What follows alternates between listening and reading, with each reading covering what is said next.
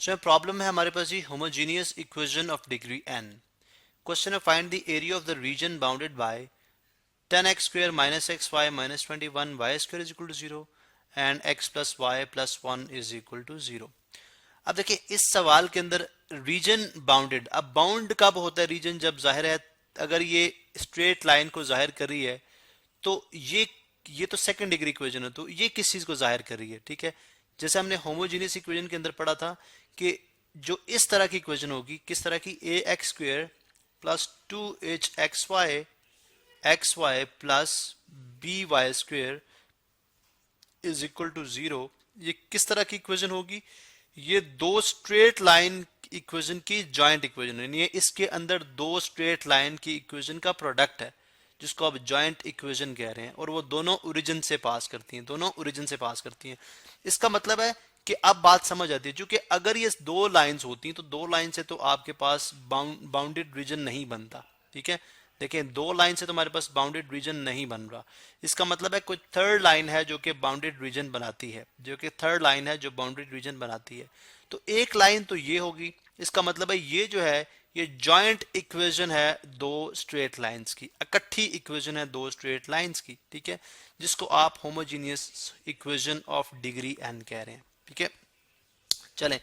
अब हम देखते हैं कि किन दो इक्वेशन है। चूंकि हमने जब बाउंडेड रीजन का एरिया फाइंड आउट करना है तो अब तीन लाइन से जब बाउंडेड रीजन बनता है उसको हम क्या बोलते हैं, ट्राई एंगल, ठीक है, क्या बोलते हैं, ट्राई एंगल। अब ट्राई एंगल का एरिया ग्राफ के अंदर, ग्राफ सिस्टम के अंदर हम क्या, वर्टिसेस यानी जो कोने होते हैं जो कि तीनों लाइंस के इंटरसेक्टिंग पॉइंट, यानी दो दो लाइंस के आपस में इंटरसेक्टिंग पॉइंट्स हैं। इसका मतलब क्या हुआ कि अगर हमें इंटरसेक्टिंग पॉइंट्स मिल जाएं तो हम जो है वो बाउंडेड रीजन का एरिया मालूम कर सकते हैं। कौन सा फार्मूला इस्तेमाल करके, डेल्टा इज इक्वल टू 1/2, ठीक है। चलें एरिया ऑफ ट्रायंगल, हम इस तरह से area of triangle is equal to 1/2। ये सिंबल क्या है जी, डिटर्मिनेंट का, डिटर्मिनेंट का साइन, ठीक है, डिटर्मिनेंट का साइन यहाँ पे आ गया x1 y1, यानी जो फर्स्ट आपका वर्टेक्स होगा,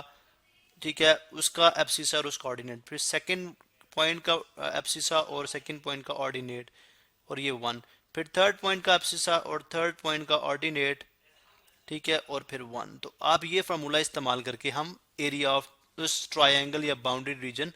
मालूम कर लेंगे। सवाल यकीनन आपको समझ आ गया, ठीक है, ये बेसिकली लाइंस हैं, ठीक है। अब हम देखते हैं कि इसको किस तरह से हल किया जा सकता है। देखें सबसे पहले तो आप ये जो हमने ये देखना है कि ये जो जॉइंट इक्वेशन है इसके अंदर से जो ये किन दो लाइंस की जॉइंट इक्वेशन है, उसके लिए हम इसको फैक्टराइज करते हैं, ठीक है, चाहे मिड टर्म ब्रेक से कर लें, ठीक है। अब देखिए मिड टर्म ब्रेक से अगर मैं करना चाहूं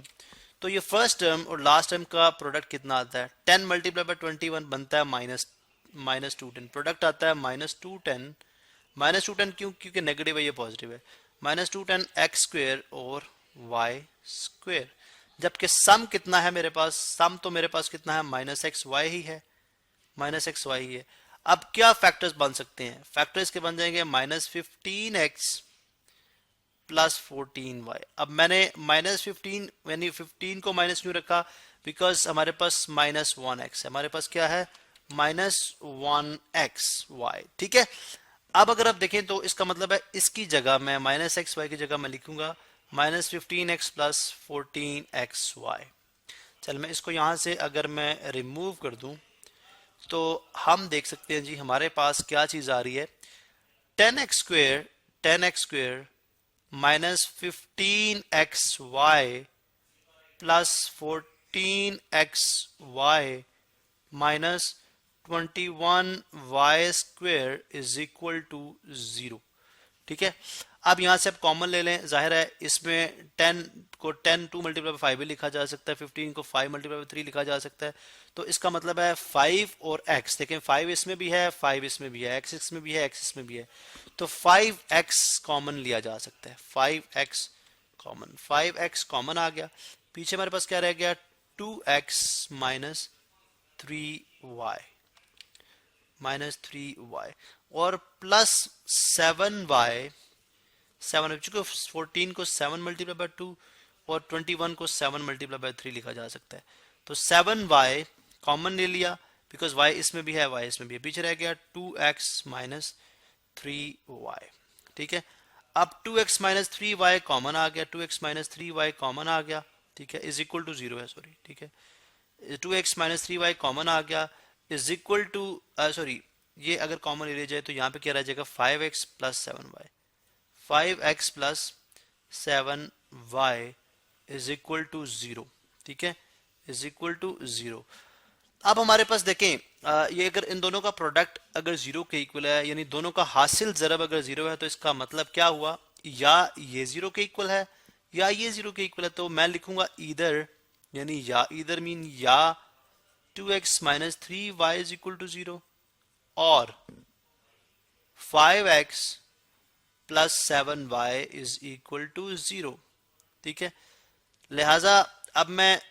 अगर देखूं तो मेरे पास 3 इक्वेशंस आ चुकी हुई हैं, ठीक है, इसका मतलब 3 लाइंस की इक्वेशन है, ये L1 यानी L1 L2 और L3। अब L2 और L3 तो यही है मेरे पास, 2x माइनस 3y इज इक्वल टू 0 और 5x plus 7y is equal to 0 और लाइन L1, ये फर्ज कर लें इसी को मैं L1 कहता हूं, x प्लस वाई प्लस 1, तो x plus y is equal to minus 1, x plus y is equal to minus 1, तो आ जाएगा x plus y is equal to minus 1, ठीक है। तो अब हमने क्या करना है, L1 और L2 की पॉइंट ऑफ इंटरसेक्शन मालूम करेंगे, ठीक है, फिर L1 का L3 से पॉइंट ऑफ इंटरसेक्शन मालूम करेंगे, फिर L2 का L3 से, तो हमारे पास 3 वर्टिसेस आ जाएंगे,